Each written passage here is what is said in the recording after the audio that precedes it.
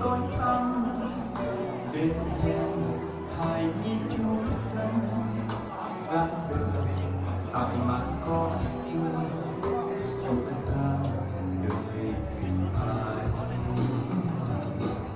Người khen dân Chúa trên trời cao, Ngài đã đến thế gian ôi tôi.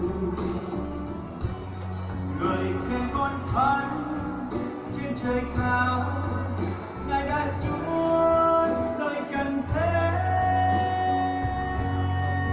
Cứu nhanh rồi khỏi chốn ô thôi, xuân xuân nằm nơi thấp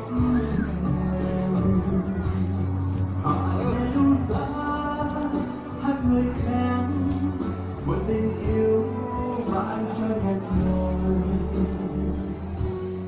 Hallelujah, hát người khen Giêsu đến và tiếp thế.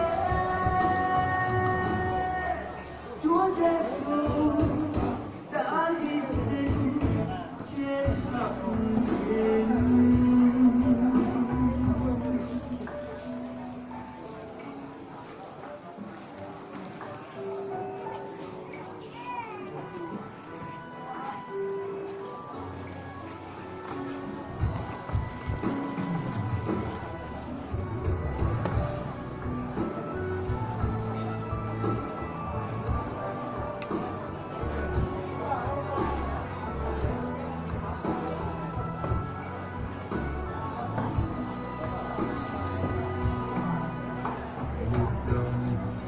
Cánh bay trên tiếng sương nói tình mừng, hoa thơm đến chung chia